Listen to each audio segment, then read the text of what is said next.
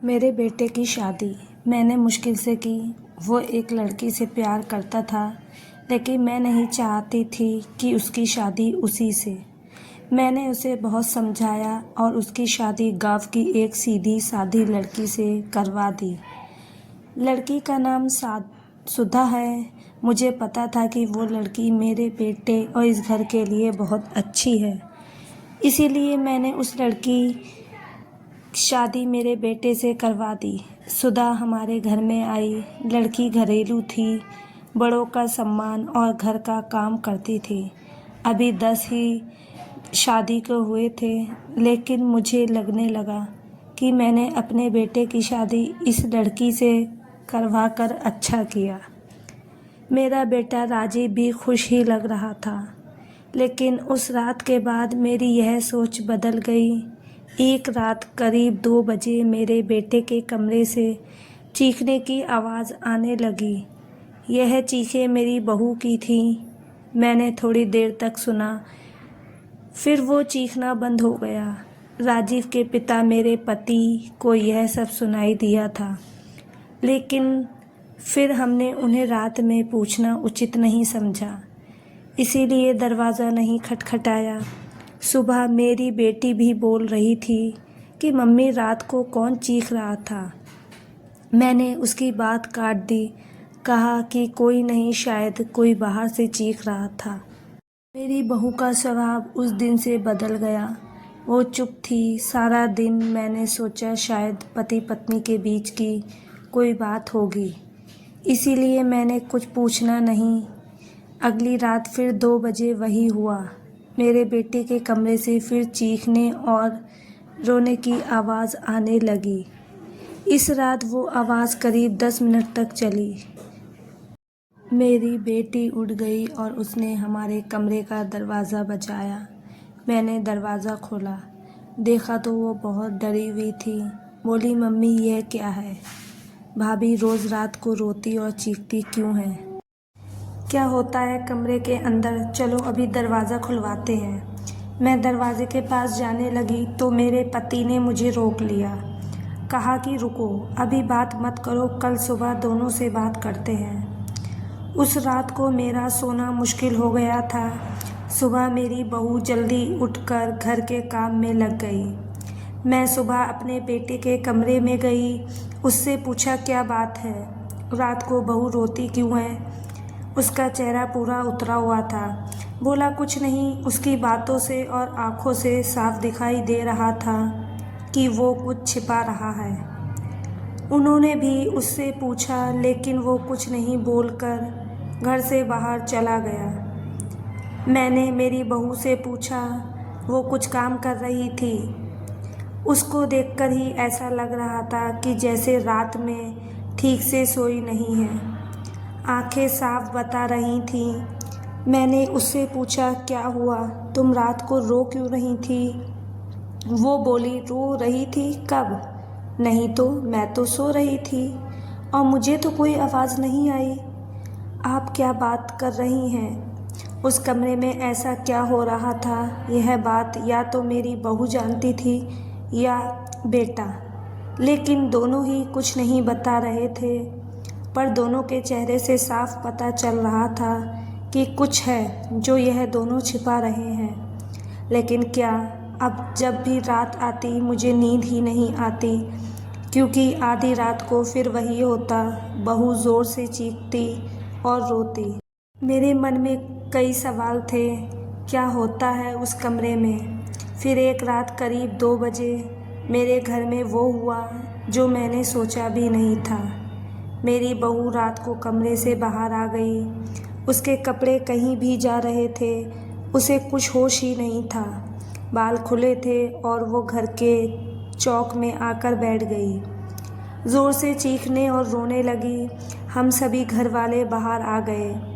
मेरा बेटा कमरे से डरा हुआ बाहर आया। बहू की ऐसी हालत देखकर हम सब ही डर गए थे। मैंने मेरे बेटे से पूछा कि यह क्या है? वो बोला, बस माँ देख लो, यह रोज़ रात 2 बजे ऐसे ही किया करती है। मैं आप लोगों को क्या बताता। सुबह जब इसे पूछता हूँ तो इसे कुछ याद ही नहीं रहता है। बोलती है मैंने तो कुछ नहीं किया। बहू जब थोड़ी देर बाद शांत हुई तो मेरा बेटा उसे कमरे में ले गया और सुला दिया। मैं सोच रही थी कि ये क्या है। मैंने मेरे बेटे को कहा कि तू इसे इसके घर छोड़ आना सुबह। मैं उसकी माँ से बात करूँगी।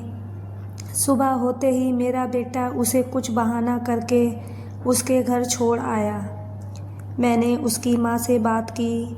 उसकी माँ ने कहा कि यह क्या बोल रहे हैं, मेरी बेटी बिल्कुल ऐसा नहीं करती है।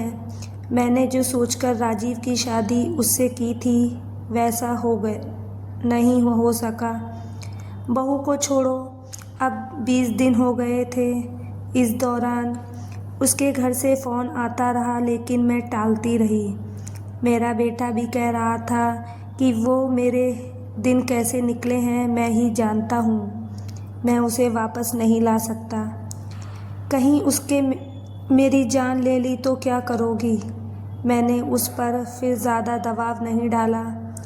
घर में अपने आप को कोस रही थी कि मैंने अपने बेटे की शादी उस लड़की से क्यों करवा दी। अब मेरे घर में कोई नहीं चाहता था कि वो वापस आए। इन्हीं सब बातों में 3 महीने निकल गए। फिर एक दिन अचानक ही मेरी बहू अपने सामान के साथ वापस मेरे घर आ गई। वो आते ही मुझसे कहती है, माँ जी मैं जानती हूँ कि आप मेरे बारे में क्या सोच रही हैं, लेकिन सच क्या है यह आपको पता नहीं।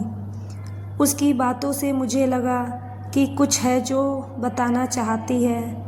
मेरा बेटा घर आया और उसे देखकर गुस्सा हो गया। कहा यह यहाँ वापस आ गई। मैं अब यहाँ इस घर में नहीं रह सकता, मैं जा रहा हूँ। मेरी बहू ने उसी समय कहा, क्यों सच सामने आ जाएगा, इसीलिए डर रहे हैं। बताइए सबको सच क्या है, मैं इस तरह से क्यों क्या करती थी। बेटा बोला, क्या सच? सच यह है कि तुम पागल हो और रोज़ रात इस तरह से करती हो। बहू बोली कि माँ जी आज अगर सबसे ज़्यादा दुखी और परेशान है तो वो और कोई नहीं मैं हूँ। मैंने अपने पति की बात मानी, उन पर विश्वास किया। मैंने कहा तुम क्या कहना चाहती हो। फिर मेरी बहू ने जो बताया उसे सुनकर मेरे पैरों तले ज़मीन खिसक गई। वो बोली कि आपके बेटे ने मुझे पहली रात से यह नाटक करने को कहा था, लेकिन मैंने नहीं माना। वो कहते हैं कि हम दोनों अलग बड़े शहर में जाकर रहेंगे। उनको कहा अगर ऐसे मेरे घर वाले मुझे नहीं छोड़ेंगे, लेकिन तुम इस तरह का नाटक करोगी तो वो डर जाएंगे और फिर हम अलग रहने लगेंगे। पहले मैंने बोला कि यह सबके साथ अच्छा नहीं है, लेकिन फिर जब वो मुझसे बात नहीं करते थे तो मुझे उनकी बात माननी पड़ी। और फिर मैंने जब सब नाटक किया तो इन्होंने मुझे घर छोड़ दिया। मुझे आप सभी की नज़रों में पागल और ना जाने क्या साबित कर दिया। इसके बाद मेरा फ़ोन भी नहीं उठा रहे। मैं उनका वहाँ मेरे घर इंतज़ार कर रही, लेकिन वो नहीं आए। मैं समझ गई कि इन्होंने मुझे बेवकूफ़ बनाया है, मुझसे झूठ बोला है। यह मुझे अपनी ज़िंदगी से भगाना चाहते थे। मैं इस बात को समझ गई। अब मैं खुद ही इनसे दूर चली जाऊंगी, लेकिन मैं चाहती थी कि सच आप सभी के सामने आ जाए। मुझे बहू की बातों पर पूरा विश्वास हो गया था। मेरा बेटा बोला तुम्हें इसे रखना है तो रखो, मेरी तुमने शादी इससे नहीं होने दी जिससे मैं चाहता था, और इस गाँव की लड़की से करवा दी। मैं चाहता था कि यह भी यहाँ से चली जाए। तुम परेशान हो, सोचो कि ये मैंने किया। अब भी मैं इसे अपनी पत्नी नहीं मानता। मैंने मेरे बेटे को कहा कि बेटा तुझे इस घर में रहना है या नहीं, इसका फ़ैसला तू कर ले। मेरी बहू इस घर में रहेगी और जो इसे इसका हक और इज़्ज़त नहीं देगा वो इस घर में नहीं रह सकता। तू इस तरह की साजिश कर सकता है वो भी सिर्फ अपनी माँ से बदला लेने के लिए। एक भोली भाली लड़की को कुछ भी करने को कह सकता है, पर बेटा ज़रा तू सोच, तूने इसे जो करने को कहा इसने किया। अपने बारे में और किसी के बारे में कुछ नहीं सोचा, सिर्फ तेरा सोचा। सोच ऐसी पत्नी कहाँ मिलेगी। तू बहुत बड़ा अभाग्य है जो इस लड़की को छोड़ेगा। मैं बहुत खुश थी, मैंने अपने बेटे के लिए हीरा चुना था, लेकिन शायद मेरा बेटा ही इसके लायक नहीं था। मैंने मेरी बहू को प्यार से गले लगाया, मेरा बेटा भी नहीं गया। थोड़े समय तक ज़रूर नाराज़ रहा, लेकिन मुझे पता था उस लड़की से कोई प्यार किए बिना कैसे रह सकता था। आखिर धीरे धीरे सब ठीक होने लगा। तो दोस्तों, इस कहानी को लेकर आपकी क्या राय है, कमेंट बॉक्स में ज़रूर बताएं। और अगर आपको हमारी आज की कहानी अच्छी लगी हो तो प्लीज़ लाइक ज़रूर करें, और नहीं किया तो ज़रूर कर लीजिए। तो मिलते हैं ऐसी ही एक और मोटिवेशनल कहानी के साथ। Thank you.